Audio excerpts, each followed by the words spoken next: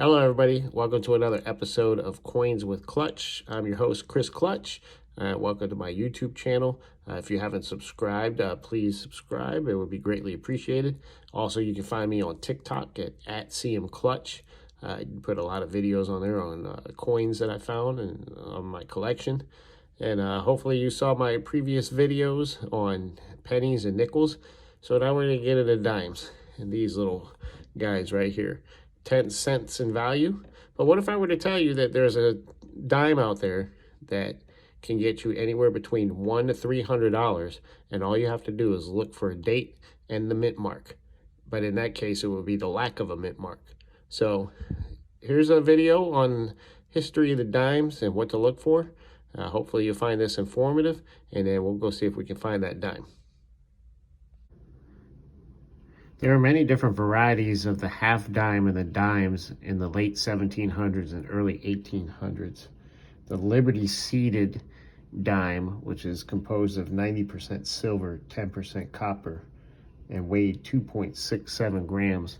It was minted from 1837 to 1891. There were different varieties, such as no stars on the obverse, and then stars on the obverse starting in 1838, and then arrows at the date from 1853 to 1855. There was another variety that was resumed with the weight standard of 2.49 grams. That started in 1856. And then there was another variety from 1860 to 1873 where the legend was on the obverse. In 1892, the Barber or Liberty Head dime was created by Charles Barber, who was then chief engraver of the mint. He also designed the 25 and the 50-cent pieces. His initials B are on the truncation of the neck. This weighs 2.5 grams, which is key weight because all the silver dimes up until 1964 weighed 2.5 grams. This was also composed of 90% silver, 10% copper. Here's an example of a 1911 Liberty Head dime. As you can see, has the United States of America. And on the back, you can see one dime. This is a Denver mint, so the mint mark is located just below the wreath. And these are, in fact, 90% silver. The Mercury dime was minted from 1916 to 1945. The Mercury dime does not actually depict Mercury, the winged messenger of the Greek gods, but rather liberty, whose wing cap symbolizes freedom of thought. The coin is more properly called the Winged Liberty Head dime. Designer Adolf A. Weinmann's initials appear to the right of the neck. As you can see, there is a W on the obverse of each Mercury dime. That is the initials. The mint mark, S for San Francisco, D for Denver, no mint mark for Philadelphia, is on the reverse to the left of the fasces. As you can see, there's Denver. There's the mint mark there for Denver. And I can show you there's an S mint mark there for an S mint mark. This bundle of rods surrounding an axe was an emblem of authority for ancient Rome. There were no Mercury dimes produced in 1922, 1932, or 1933. As you can see, I've got a couple extras here. This one is a 1942. I kept this one because it has toning to it, has a certain color, luster to it. So I kept that. There's another toning one for 1943. And here's the one that I got from the coin shop, 1944. As you can see, these are all 90% silver.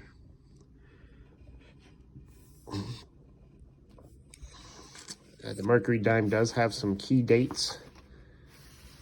The low mintage key dimes are listed there. 1916 D being the lowest. Only 264,000 were minted, and that was the first year of production.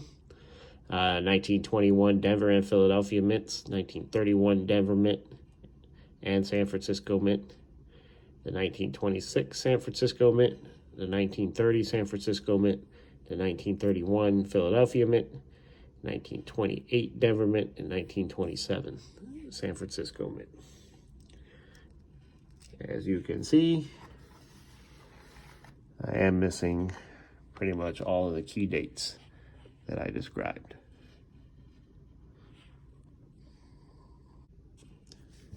In April of 1945, President Franklin Delano Roosevelt passed away. The winged Liberty head or Mercury dime had been in circulation since 1916. To honor Roosevelt's memory, Congress decided to place his image on the dime, emblematic of Roosevelt's support for the March of Dimes campaign to raise funds to fight polio. President Roosevelt, the dime, and the search for an end to polio were all combined in the coin that debuted in 1946. Chief engraver John R. Sinnock was tapped to create the designs. The obverse featured a profile portrait of Roosevelt, while the reverse depicted a torch flanked by a branch of olive and a branch of oak. The initials JS for Sinnock were placed below the neck truncation. Striking quality is important for Roosevelt dimes. Focus is placed on the torch on the reverse. Collectors search for the bands being fully split at both top and bottom of the torch, referred to as either full torch, FT, or full bands, FB, although there is not always a premium for such a coin. The mint mark D for Denver, S for San Francisco, no mint mark for Philadelphia was placed on the reverse to the left of the base of the torch from 1946 to 1964. As you can see, I'll zoom in. The initials JS is on the neckline of each of the obverses. On the reverse, you can see the D mint mark and the S mint mark. From 1946 to 1964, Roosevelt dimes were 90% silver. Here's another 90% silver that I held on to. This was a 1964 Denver mint. This one had a die chip on the 4, so I went ahead and kept that. You can see. And I'll flip it over, you can see the reverse. There's the D for the Denver. When they mention the full torch and the full bands, I typically don't look for those. Those are kind of difficult to look for, and they're really not worth that much once you do find them. So, the composition of the dime was changed in 1965 when the price of silver rose to where it would have cost more than face value to produce. A new base metal composition was adopted that year and had been used in circulation dimes ever since. It consists of outer layers of copper nickel, 75% copper and 25% nickel, bonded to an inner core of pure copper. The copper is visible by viewing the coin edge on. Details such as the size of President Roosevelt's portrait and the lettering of the coin legends have changed over the years. For example, the year date 2000 requires noticeable adjustments of all obverse design elements, with the portrait again reduced in order to fit the date numerals. Similar modifications have been made to the reverse design. Such changes have been made frequently throughout the life of the Roosevelt dime in the normal course of production. Varieties of the Roosevelt dime include the 1982 no mint mark strong strike and the 1982 no mint mark weak strike. So 1982 has P for Philadelphia, D for Denver. If you were to find a 1982 with no P mint mark, that would be worth anywhere between $100 to $300.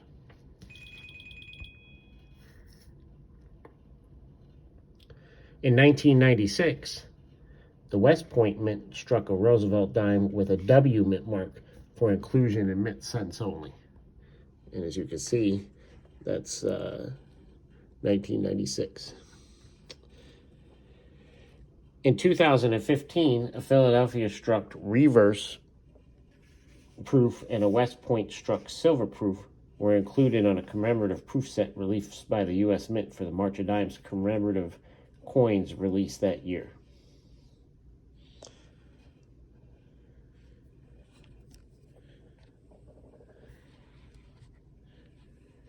Coins produced from 1965 through 1967 have no mint mark. As you can see, 65, 66, 67 were all minted in Philadelphia and have no mint mark. The mint mark D for Denver, S for San Francisco, no mint mark for Philadelphia were resumed in 1968, but located on the obverse, just above the date. So 1968D is the first dime that puts the mint mark above the date. Since 1980, the mint mark P has appeared on dimes produced in Philadelphia. And we can look. No P mint mark showing in any of your coins for the 70s, 79, 79D, and then 1980. There's your Philadelphia mint mark, P, right above the date. And then the Philadelphia mint mark continued on and is currently used to present day. The number of coins minted from 2005 through 2010 included uncirculated mint sets, including coins with a special satin finish. Those strikes are not included in the mintage figures listed on the coins here. So remember, if you find a 1982 Philadelphia mint with no P mint mark, that is valuable, worth anywhere between $100 to $300 depending on the condition of the coin. All right, folks, I hope you found that informative. Dimes are pretty straightforward. Either you look for silver, either the Roosevelt silver dimes or the Mercury dimes, or you look for the 1982 with no mint mark. There are other things to look for. I'll get into that when I cover my loose change segment, when I go through a couple of rolls of dimes. There are a couple other small things I do look for, but usually the 1982 no mint mark is your most valuable, along with proof dimes. If I ever were to find a proof dime that had an error on it, a specific error such as a no mint mark on your certain dates for proof sets, those would be extremely valuable as well. All right, well, again, I'm Chris Clutch. Thank you for joining me on my YouTube channel, and everyone have a blessed day.